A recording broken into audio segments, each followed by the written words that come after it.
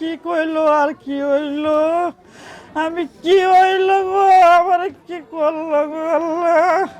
এভাবেই শোকের মাতম চলছে সৌদি আরবে ইরানের ছোড়া মিসাইলের আঘাতে নিহত কিশোরগঞ্জের কটিয়াদির বাচ্চু মিয়ার গ্রামের বাড়িতে। রোববার সৌদি আরবের স্থানীয় সময় ইফতারের আগ মুহূর্তে আল খারিজ শহরে আল তোয়াইক বলদিয়া কোম্পানির একটি শ্রমিক ক্যাম্পে মিসাইল বিস্ফোরণে বাচ্চু মিয়া সহ 2 জন বাংলাদেশি নিহত হন।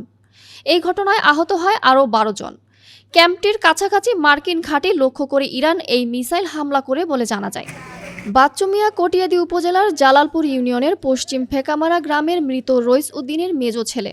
অভাবের তাড়নায় সংসারের সচ্ছলতা আনতে 5 বছর আগে সৌদি আরবে যান বাচ্চু। স্বামীকে হারিয়ে শোকে কাতর স্ত্রী শুধু বিলাপ করছেন।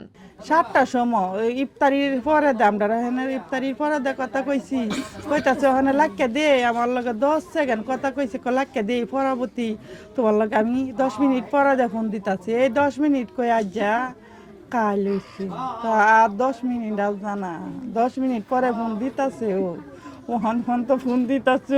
ওই বাচ্চু মিয়া এক ছেলে ও 2 কন্যা সন্তানের জনক, এর মধ্যে একজন মানসিক প্রতিবন্ধী। এমন পরিস্থিতিতে তার এই মৃত্যুতে পরিবার সহ পুরো এলাকায় নেমে এসেছে শোকের ছায়া। পিতাকে হারিয়ে যেন নির্বাক ছেলেমেয়েরা। আমার সর্বশেষ কথা বলছিল, আম্মু তুমি কোথায়, আর বলছিল আম্মু তুমি ঠিক মতো খাওয়া দাওয়া করবে এবং শরীরে মলম টলম লাগবে, আমার অসুস্থ তাই আমার আব্বু আমার অনেক খেয়াল লাগে।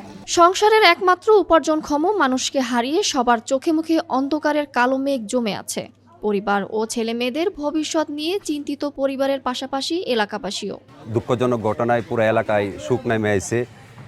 অত্যন্ত দরিদ্র পরিবার এই রমজান মাসে এমন ধরনের একটা ঘটনার জন্য আসলে আমরা প্রস্তুত ছিলাম না। যেই পরিবার আছে সেই পরিবারের প্রতি যাতে সুদৃষ্টি দেয়।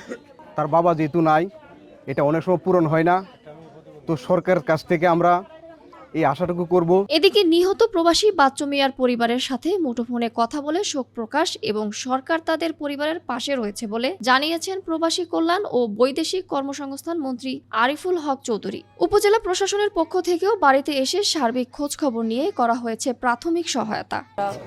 সরকার যে পরিমাণ তাদেরকে সহযোগিতা দিতে পারবে তার পুরোটাই তারা পাবে বলে আমার বিশ্বাস, এবং এই ব্যাপারে উপজেলা প্রশাসন পুরোপুরিভাবে কাজ করবে। প্রবাসী বাচ্চু মিয়ার আকস্মিক মৃত্যুতে স্বজনদের আহাজারিতে ভারী হয়ে উঠেছে গ্রামের বাতাস। স্থানীয়দের দাবি দ্রুত যেন মরদেহ দেশে ফিরিয়ে আনার পাশাপাশি অসহায় পরিবারটির পাশে সরকারের মানবিক সহায়তায় হাত বাড়িয়ে দেওয়া হয়।